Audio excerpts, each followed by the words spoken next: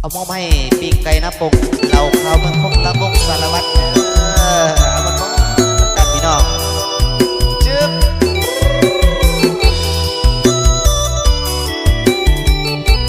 เอาลุกมาโยมมาย้อนกันเลยพอยไม่เอาสะเนาะจึ๊บจึ๊บปีกไก่นะปีกไก่นะ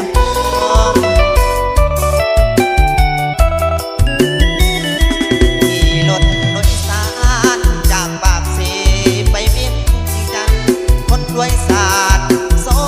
กันว่าอดใจไว้ให้ทองโกล้ออดใจไว้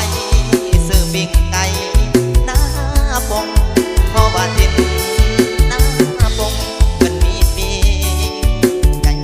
ใหญ่เมื่อใดมาเห็นเพียงครั้งเดียวก็ลุ่มลงน้องสาวงามหน้าปงทินเมืองคงประทับใจ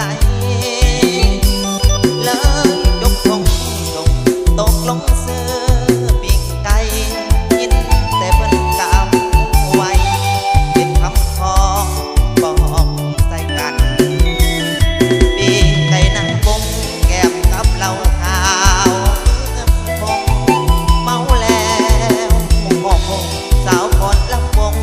สาอันเป็นกันเองบ่ต้องยังเกรงใจกัน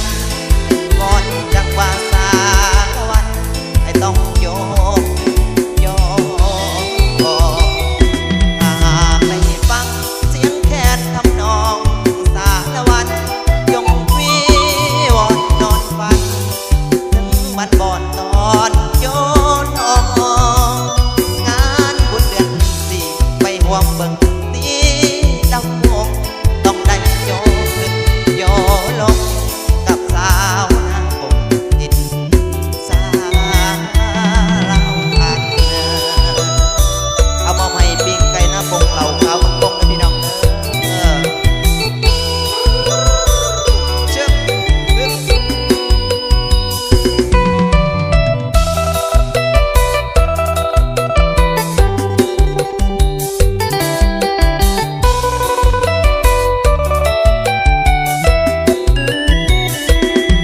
ไก่นั่งปงแก้มกับเหล้าขาวมือคงเมาแล้วคงสาวก่อนลำวงสาอัน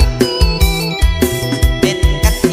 งบ่ต้องยากเกรงใจกันก่อนจังว่าสาละวันให้ต้องโยกขึ้นโยก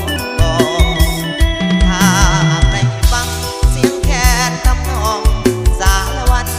ยงวิวอนนอนฝั